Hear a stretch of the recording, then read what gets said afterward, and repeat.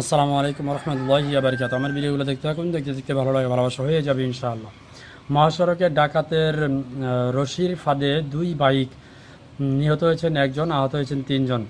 কক্সবাজার চট্টগ্রাম মহাসড়কে চকরিয়ায় ফাঁসিয়াখালী ঢালায় ডাকাতির ঘটনায় এক মোটরসাইকেল আরোহী নিহত হয়েছেন, গুরুতর আহত হয়েছেন আরও তিনজন। বৃহস্পতিবার 18 সেপ্টেম্বর দিবাগত রাত 12:15টার দিকে এই ঘটনাটি ঘটে।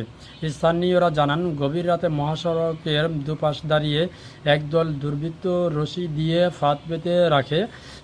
সময় মতো তারা রশি দুদিক থেকে টেনে যানবাহন থামিয়ে দেয়। তারপর তাদের কাছ থেকে সর্বম্ব সব কিছু লুট করে নেয়। এ সময় কক্সবাজার থেকে চকরিয়াগামী দুটি মোটরসাইকেলে করে 4 যুবক ঘটনাস্থলে পৌঁছালে তারা রশিতে আটকে সড়কে ছিটকে পড়ে গুরুতর আহত হন। মুহূর্তেই 10-12 জন সশস্ত্র ডাকাত তাদের ঘেরাও করে এলোপাতাড়ি কুপিয়ে সর্বোচ্চভাবে সব কিছু লুট করে পালিয়ে যায়। আর এই ধরনের ডাকাতি এখন বর্তমান কে করছে, কারা করছে, মোটামুটি অনেকেই যা বোঝেন। তো যাই হোক, আমি বলবো না, আপনারা বুঝে নেবেন, আসলে বলার মতো কিছু নেই। তারপর তারপর তাদেরকে স্বাস্থ্য কমপ্লেক্সে নেওয়া হয়।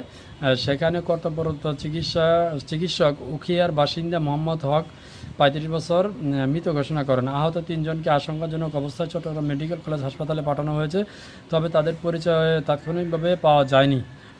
এ বিষয়ে চকরিয়া থানার ভারপ্রাপ্ত কর্মকর্তা ওসি তৌহিদুল আনোয়ার বলেন, খবর পেয়ে থানার একদল পুলিশকে ঘটনাস্থলে পাঠালে তারা আহতদের হাসপাতালে নিয়ে আসে। সঙ্গে সঙ্গে আমিও সিনিয়র সহকারী police super ASP Abhijit Das সহ হাসপাতালে যাই। বর্তমানে ডাকাতদের ধরতে আমাদের পুলিশের একাধিক টিম মাঠে কাজ করছে।